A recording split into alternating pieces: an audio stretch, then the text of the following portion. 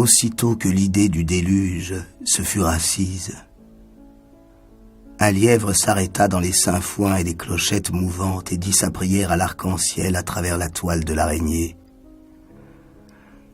Oh, les pierres précieuses qui se cachaient, les fleurs qui regardaient déjà. Dans la grande rue sale, les étals se dressèrent, et l'on tira les barques vers la mer étagée là-haut, comme sur les gravures. Le sang coula, chez Barbe-Bleue, aux abattoirs, dans les cirques, où le sceau de Dieu blêmit les fenêtres, le sang et le lait coulèrent. Les castors battirent, les mazagrans fumèrent dans les estaminets. Dans la grande maison de vitres encore ruisselante, les enfants en deuil regardèrent les merveilleuses images. Une porte claqua, et sur la place du hameau, l'enfant tourna ses bras, comprit des girouettes et des coqs des clochers de partout, sous l'éclatante giboulée. Madame établit un piano dans les Alpes. La messe et les premières communions se célébrèrent aux 100 000 autels de la cathédrale. Les caravanes partirent, et le splendide hôtel fut bâti dans le chaos de glace et de nuit du pôle. Depuis lors, la lune entendit les chacals piaulant par les déserts de thym, et les églogues en sabots grognant dans le verger.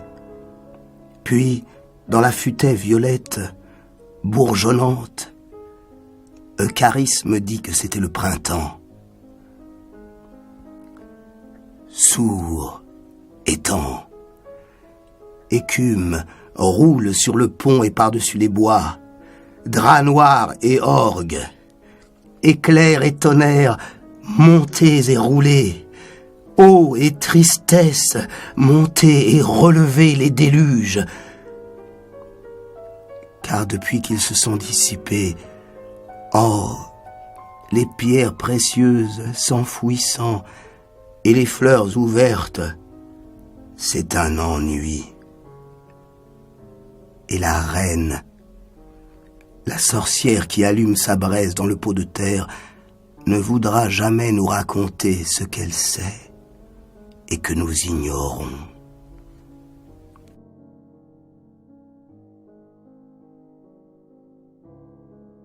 Sur la pente du talus, les anges tournent leurs robes de laine dans les herbages d'acier et d'émeraude.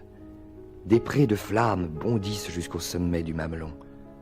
À gauche, le terreau de l'arête est piétiné par tous les homicides et toutes les batailles et tous les bruits désastreux filent leurs courbes. Derrière l'arête de droite, la ligne des orients, des progrès. Et tandis que la bande en haut du tableau est formée de la rumeur tournante et bondissante des conques des mers et des nuits humaines, la douceur fleurie des étoiles et du ciel et du reste descend en face du talus comme un panier contre notre face et fait l'abîme fleurant et bleu là-dessous.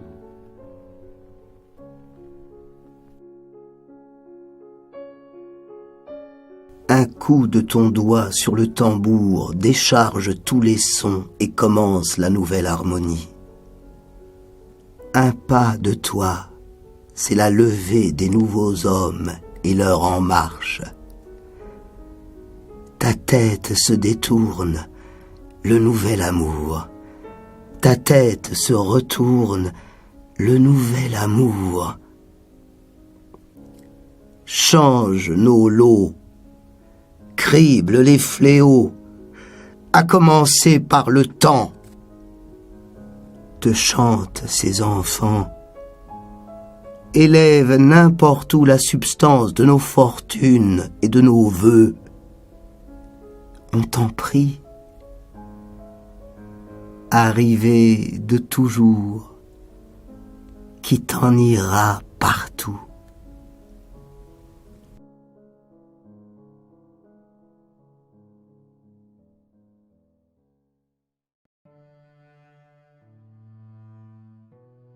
bien après les jours et les saisons et les êtres et les pays.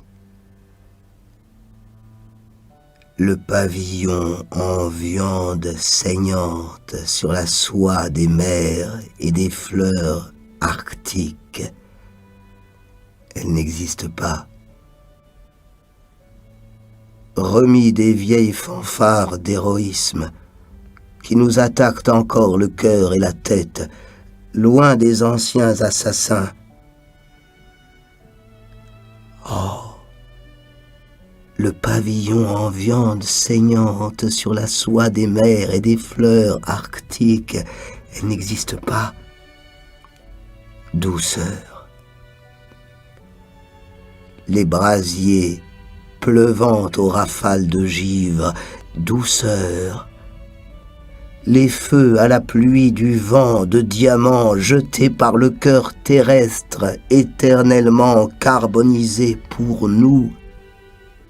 Ô monde, loin des vieilles retraites et des vieilles flammes qu'on entend, qu'on sent, les brasiers et les écumes, la musique, virement de gouffres et choc des glaçons aux astres. Ô douceur, ô monde, ô musique. Et là, les formes, les sueurs, les chevelures et les yeux flottants, et les larmes blanches, bouillantes.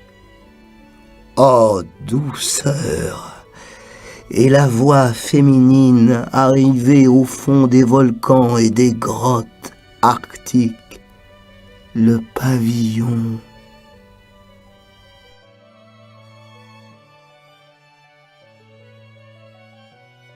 Oh mon bien, oh mon beau, fanfare atroce où je ne trébuche point, chevalet féerique,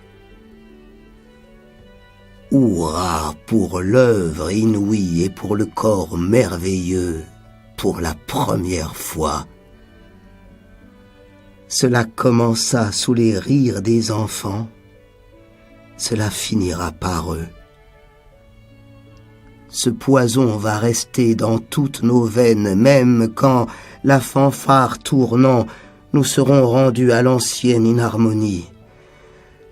Oh, maintenant nous, si dignes de ces tortures, rassemblons fervemment cette promesse surhumaine faite à notre corps et à notre âme créée, cette promesse, cette démence, l'élégance, la science, la violence. On nous a promis d'enterrer dans l'ombre l'arbre du bien et du mal, de déporter les honnêtetés tyranniques afin que nous amenions notre très pur amour. Cela commença par quelques dégoûts et cela finit, ne pouvant nous saisir sur le champ de cette éternité. Cela finit par une débandade de parfums. Rire des enfants, discrétion des esclaves, austérité des vierges, horreur des figures et des objets d'ici. Sacrés soyez-vous par le souvenir de cette veille. Cela commençait par toute la rustrerie. Voici que cela finit par des anges de flammes et de glace. Petite veille d'ivresse, sainte, quand ce ne serait que pour le masque dont tu nous as gratifiés. Nous t'affirmons méthode. Nous n'oublions pas que tu as glorifié hier chacun de nos âges. Nous avons foi au poison. Nous savons donner notre vie tout entière tous les jours. Voici le temps des assassins.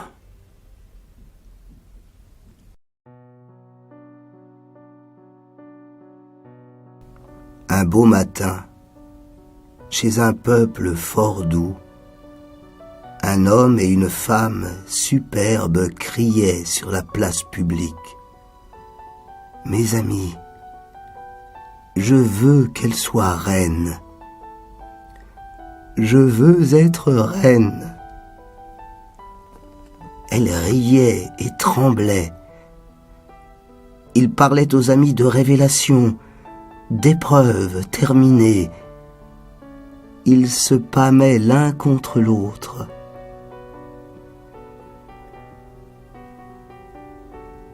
En effet, ils furent rois toute une matinée, où les tentures carminées se relevèrent sur les maisons, et tout l'après-midi, où ils s'avancèrent du côté des jardins de palmes.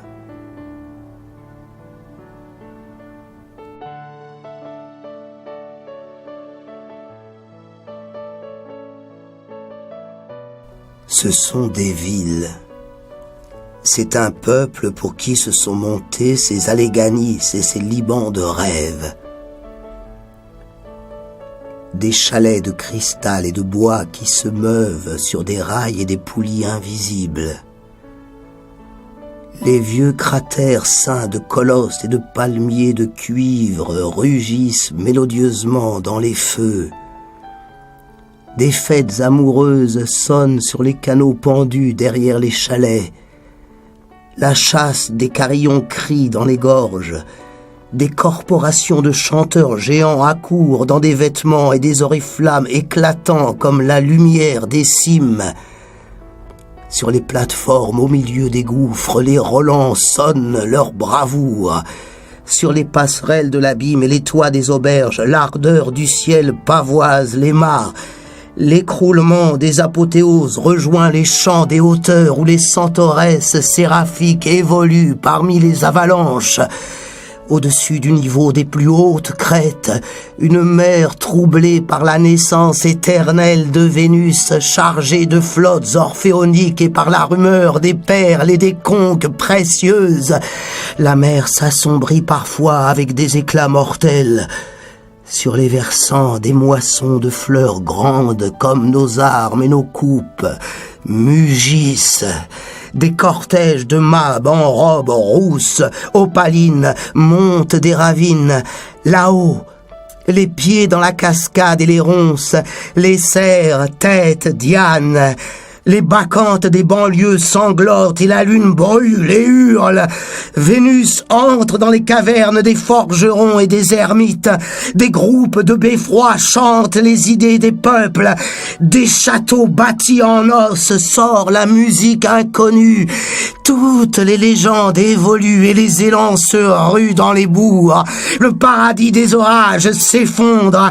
Les sauvages dansent sans cesse la fête de la nuit.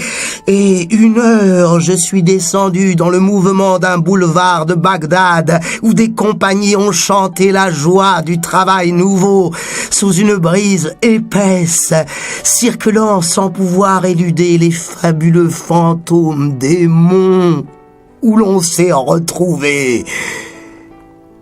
Quel bon bras, quelle belle heure me rendront cette région d'où viennent mes sommeils et mes moindres mouvements.